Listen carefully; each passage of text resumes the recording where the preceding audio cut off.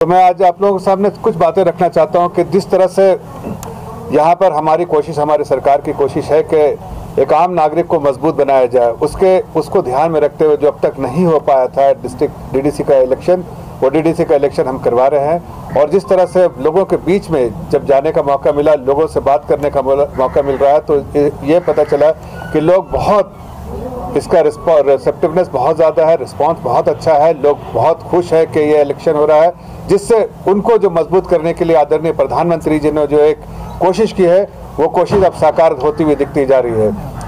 अब तक जो डेवलपमेंट पूरे देश में हो रहा है, जम्मू एंड कश्मीर में जो वैसी पार्टियां बार बार सरकार में रही जो कभी भी यहाँ के लोगों के, आवाम के लिए बारे में फिक्रमंद नहीं रही, बल्कि अपने परिवार के बारे में फिक्रमंद रही और अपने बारे में फिक्रमंद ज़्यादा रही। इसलिए अवाम, और जब तक मैं जहाँ भी जाता हूँ तो मुझे दिखता है कि डेवलपमेंट जो है जम्मू एंड कश्मीर में नहीं होता रहा है सालों साल से।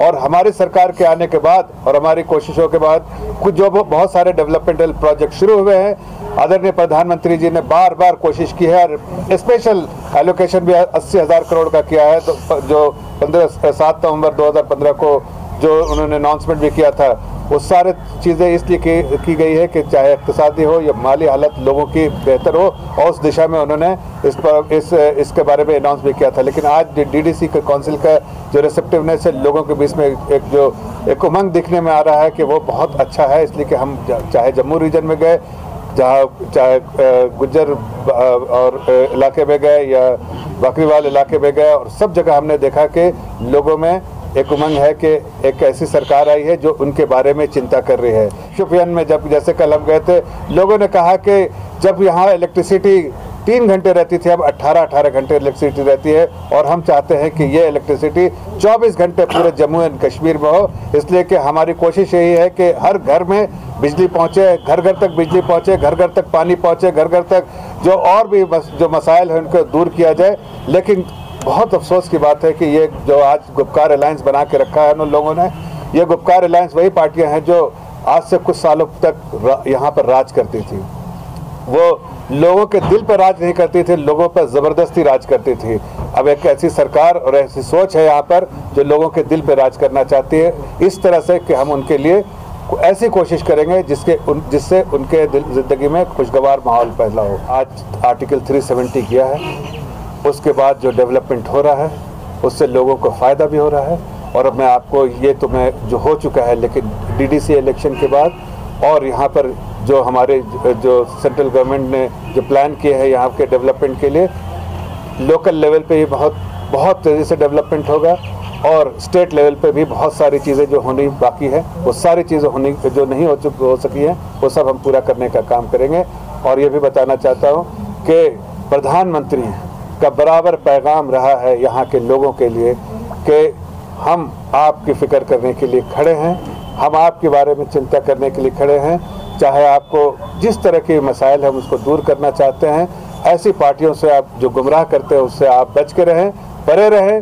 और अगर आपके जो लोकल लेवल पे प्रॉब्लम है, आप डीडीसी के इलेक्शन के बाद आप अपने काउंसिल के चेयरमैन के पास जा सकते हैं। हमने बहुत सारे लोगों से सुना है कि उन्हें जॉब की चिंता है कि वो रेगुलराइज जॉब उनकी नहीं हो सकी है अभी तक।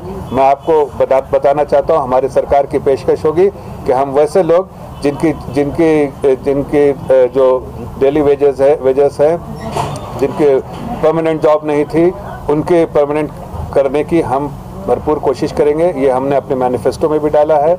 और भी ऐसी जो चीज़ें हैं जिससे यूथ को मेन स्ट्रीम में जोड़ा जाए, यूथ को एक्टिवली उनकी जो एनर्जी को प्रोडक्टिवली यूज़ किया जाए देश के निर्माण में। हम वो हर प्रोजेक्ट लेकर आएंगे जिसमें देश के नेशन बिल्डिंग में और उनकी एनर्जी को सही से चैनलाइज किया जाए, मेन स्ट्रीम में लाया जाए। ऐसी चीज़ें हम यहाँ पर आगे और करने जा रहे हैं। आप ऐसे समझिए कि ये जो है जो बोलते हैं एक पर्व होता है, जो इलेक्शन जो है पॉलिटिकल इसमें पर्व होता है, उसमें सभी लोग आते हैं। लेकिन हमारे सरकार की कोशिश चाहे यहाँ से करे प्रेस कॉन्फ्रेंस या दिल्ली से करे, आदरणीय होम मिनिस्टर साहब ने बार बार कहा है, फ्लोर ऑफ द पार्लियामेंट से कहा है कि इसको फिर से हम जन्नत बनाएंगे। तो जाहिर है वो कैसे बनाएंगे, जब हम डेवलपमेंट करेंगे तभी तो। और ये उसी का तो इनिशिएटिव है कि जब हमने कहा कि यहाँ पर विकास करेंगे तो डीडीसी का आप ये पूछना चाहिए कि आखिर ये डीडीसी का इलेक्शन 70 सालों में क्यों नहीं हुआ? आखिर ये विकास जिसकी हम बात करें 70 सालों में आके गांव-गांव तक विकास क्यों नहीं हुआ था?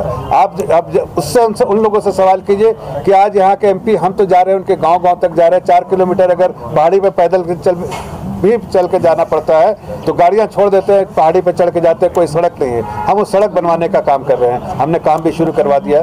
तो हम ये कहना चाहते हैं कि जो 70 सालों में डीडी से कलेक्शन नहीं हुआ, उसकी वजह क्या थी? इसलिए कि लोग नहीं चाहते थे कि एक आम जो है वो कहीं ना कहीं मजबूत बन जाए। मुझे इससे मतलब नहीं कि वोट वो एक आम नागरिक डेमोक्रेसी में सबको अधिकार है कि अपने वोट का अपने हिसाब से